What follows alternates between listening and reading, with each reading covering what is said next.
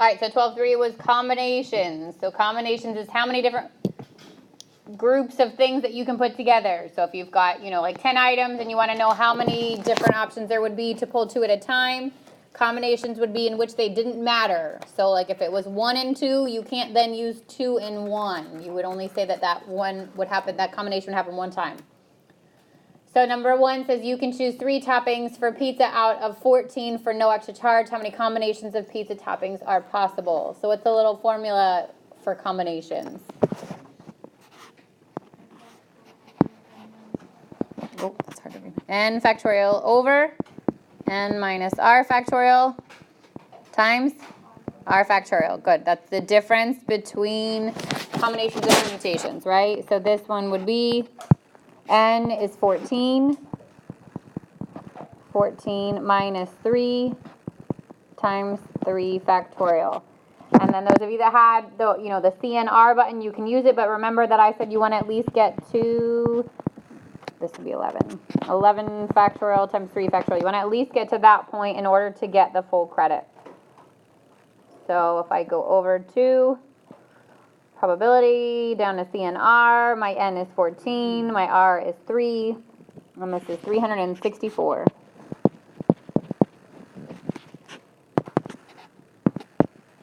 Questions on that one? All right, and then the other 2, same thing, kind of just plug them right into that calculator or use the equation. So 9 factorial over 9 minus 4 factorial times 4 factorial. 9 factorial times over 5 factorial times 4 factorial. If I didn't have a calculator and I wanted to break it down, this would be 9 times 8 times 7 times 6 times 5 factorial. Put the 5 over the 5 so I know those cancel. And then this is 4 times 3 times 2 times 1. So I can say 4 and 2 both go into 8. That's gone. 3 goes into 6 2 times. And I can multiply out 9 times 7 is 63 times 2 times 5, which is 10. This would be 630. So you can be done without a calculator, but obviously a little bit easier with 1. In that case, again, the 9 is the N and the 4, wait, what did I do wrong? The 6 is gone. The 5 is gone. So that should be 126. I cross out. I did the same thing last week too, right? Didn't I? I cross it out, but I don't cross all the way out. Okay, and then number 3, now the N is 11 and the R is 6. And you should get 462. Questions on any of those? Okay. Number 4 says 2 out of 10 twirlers are randomly chosen to lead the flag twirlers in a school parade. What's the probability that the 2 flag twirlers are you and your sister? So first, easiest thing to do is figure out how many different combinations there are, right? So what's my N? And what's my R? Oh, 10, working ahead. 10 and R is 2. So if I find the number of combinations, my N being 10, my R being 2, this is 45. So I know that's going to be out of 45. And then if it's 2 people, how many of those combinations are going to contain you and your sister? 1 of those combinations are going to contain you and your sister. Yep.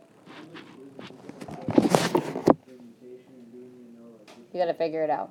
So obviously the easiest ones are with the C and the P, right? Those are going to tell you. It's going to say C, 10, 4, or C, or P. Those will be the easy ones. But then you've got word problems, so you've got to figure out which one's which. You gotta look for the words like in how many ways. So in how many ways is what? Permutations. If the order or in what order or where order matters. All that stuff is permutations. How many of them, how many combinations of them, all that sort of stuff would be combinations. It shouldn't be too tricky. Are there shapes on the quiz? Yes. On the quiz there's 8. I'll check on that while you guys are. I made it last week. I can't even remember anymore. No, there's 10. There's 10. Is it your last quiz? No. You got one more. I think this is your second one, right? Yeah. So we're going to keep going in this chapter, and then we're going to do like an Algebra 2 prep chapter. This is a good thing. Trust me, you need it. Yeah. All right. So, homework for 12.3. Number 2 is kind of in your own words. So what's the difference between combinations and permutations, right? That's what it said. Mm-hmm. So in your own words, something along the way of permutations, the order matters is probably the easiest way to describe it. Okay, but again, that was kind of in your own words.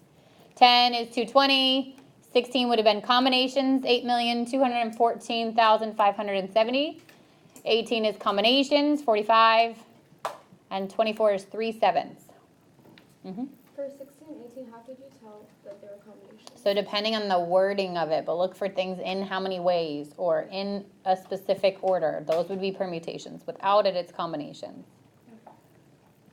But in 18, it says in how many ways can you say that? What? Read the question to me. To complete an exam, you must answer 8 questions from a list of 10 questions. In how many ways can you complete the exam? So in what order can the questions be read would have made that permutations, but in how many ways you're answering, think about like, maybe if it was giving it to you like one question at a time and you got to pick the order of the questions, that would have been a permutation. But if I just give you a packet of 20 and say, pick 8, the order in which you complete them doesn't matter, right? It's which 8 are you completing. So you got to be really careful on the wording. Hopefully it's pretty straightforward. The idea was not to trick you. Okay, but obviously test your knowledge. And on 19, I checked in the book and it said permutation, but I'm not. So read 19 to me. Then how many ways can 5 people sit in a car that holds 5 passengers? So anytime it's in like a different, I'm rearranging objects, right? That's permutations. Because you could put person 1 here, person 2, person 3, person 4, person 5, and then I could shift them all. 2 can go to 1, 3 can, or I can just switch 1 and 2, and it's a different combination of people in a different order. Does that make sense? The combinations just go. Combination would be like if there's 3 seats, how many different times can I take a group of 3 out of 5 would be kind of a thing. Or which way can you pick 3 objects out of it? But if there's an order to it, the word order, permutation. So you just got to be careful. Okay? How many word problems are there? I don't even remember. I'll look at it. Like 3 or since then I have made the final for my pre-calc, the quiz for my pre-calc. I don't even remember anymore. And to start working on your test, but I can look. Any other questions on the homework before we get? Okay, so quick, like just a concept for you. So it's going to include 11.4, which is your geometric probability.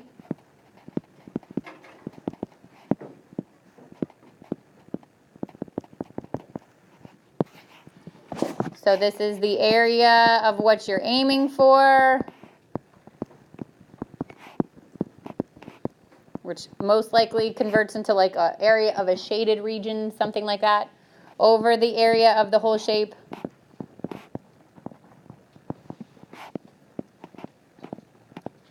All of these will be written as ratios in simplified form. So you won't be giving me a decimal with any of that stuff. Are we going to need to calculate like surface? So you're going to, surface area? No, like you won't get a solid. Oh, but like the area of like whatever it is. You could. Yeah, it depends on the shape. So we did ones with triangles, with circles, with rectangles, with circles, with squares, with triangles, with all sorts of different kinds of stuff. So you want to be prepared for any of that. We had ones, where we had like the square, and we had circles, something like that, and maybe the area around it was shaded. And so if I wanted to find the area of the shaded region, I would take the area of the whole thing, subtract from it the area of the circles to get that random shaded region area and put that area over the area of the whole thing. Okay, or you could have simply just like, a square, and in that square you could have your circle.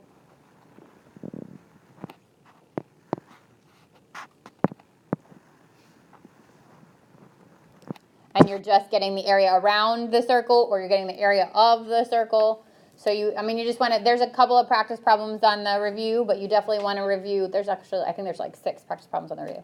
You want to definitely review all those different kinds of areas, because you could have a triangle, you could have a square, you could have a rectangle, you could have a circle. All that stuff could be part of those areas. Cool. Okay. So area of what you're aiming for over area of the whole shape. If it's anything involving pi, you'll keep it in terms of pi. You won't use a decimal. So you won't use a decimal at all. And that's how you'll know you're never going to hit the pi button on your calculator. You're never going to take your fraction and divide it. Okay, so it's the challenge of having a calculator but not using it at the wrong moments. Okay, all the probability is going to be written as a fraction that's in simplified form. And we went into 12.1, which was just your standard probability. So the start of your probability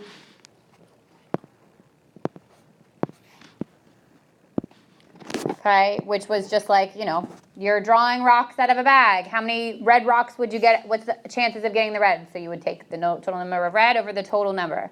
Rolling a die. What are the chances of getting an even number? That kind of stuff is in that general probability section. Or simple probability, I would say.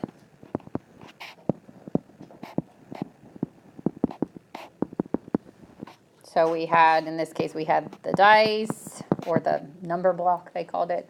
You had flipping a coin. You had, drawing rocks. You had, what else do we have in this section? Spinning the wheel. Okay, anything like that. So you would want to, again, do the same thing. What you're aiming for over the total amount of possibilities. Alexis. How do you do it when, I think it was a question on the 12.1 homework, but it was like, it wasn't normal, like you had to multiply it to get the answer? Like if you had two choices. So if you had the probability of a dice, right, getting like an even number on a dice and rolling a heads. Is that like what you're saying? Yeah. Like flipping a heads? So you would take the probability of each of those and multiply them together. So if it was an even number and tails, let's say. So what's the probability of rolling an even number on a dice? 3 out of 6, right? Or half. What's the probability of flipping a tails? A half. So I would take those and multiply them together. We're going to get more into that and when we get into independent probability, which is later on in the chapter. So it's hopefully a little bit more straightforward now. Do you know if the formula is like favorable outcome? No. No, it's the same thing, right? Oh, what are you reaching for? What's your favorable outcome is the same thing as what are you aiming for? What do you want to get? It's all the same. It's all the same wording. It's some basic general stuff for 12.1. And then 12.2, we got into the permutations.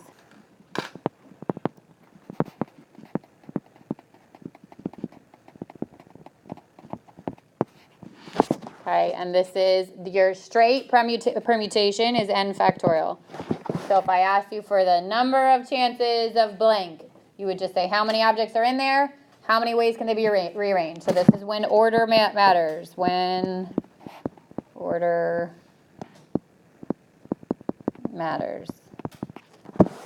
So if I gave you, a deck of 10 cards, how many different ways can you pull not even pull 3 cards, rearrange all 10 cards would be this case, and it would be 10 factorial. Okay? 10, the P, and then... No. So if I said all the cards, so if I gave you a deck of cards numbered 1 to 10, and I asked how many ways can you lay down those cards? So you can do 10 factorial ways, right? Where if I switch 1 and 2, it's a totally different answer. Does that make sense? And that's all. So if I said, how many different ways can I rearrange all 34 of you in these desks? That's permutations, and it would be 34 factorial. You with me? Yeah? Now if I said, okay, I'm going to try to figure out how many different ways I can rearrange 6 people at a time out of those 32, now it's the P and R, right? So the 32 would be my N. The R would be those 6 people at a time. So this is N factorial over N minus R factorial.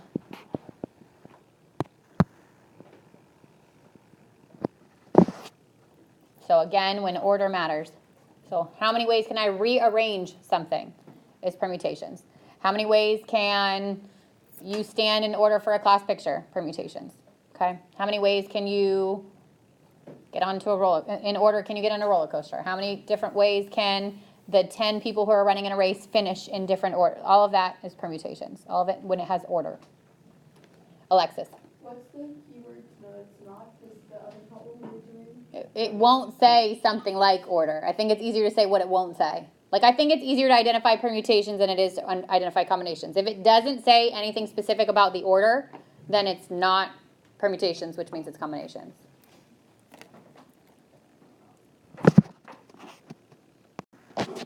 Okay, and then 12.3 is combinations.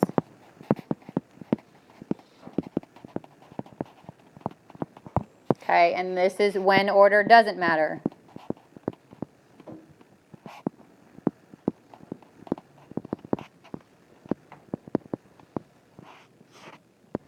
That's 2 T's. All right, so then this one is C, N, R, and this is N factorial over N minus R factorial times R factorial. So there's no such thing as combination without having an R. The R and the N can be the same, okay, but it's going to end up canceling out at the end. So usually your combinations are less than your N, like which one you're looking at, not the overall combination, but the R is obviously less than the N. So this is, I'm reaching my hand in a bag. How many different options can I get if I pull out 3 at a time? And so there's no order there. Doesn't matter if I pull the red one first or I pull the red one second. If I get a red and a blue, that is a combination that's only counting once. If it was a permutation, it's how many different ways can I pull out, how many different order can I pull it out? So it would be a red and then a blue would count different than a blue and then a red. So there's an order there. Does that make sense? Yeah. So remember, there's less combinations than there are permutations. Okay? Because a permutation, you can reverse the order and it counts as something else. All right, so go ahead and use the last 20 minutes to kind of start working on that review. That way, if you have questions on it, you can ask. Okay? But if you go, it should be on.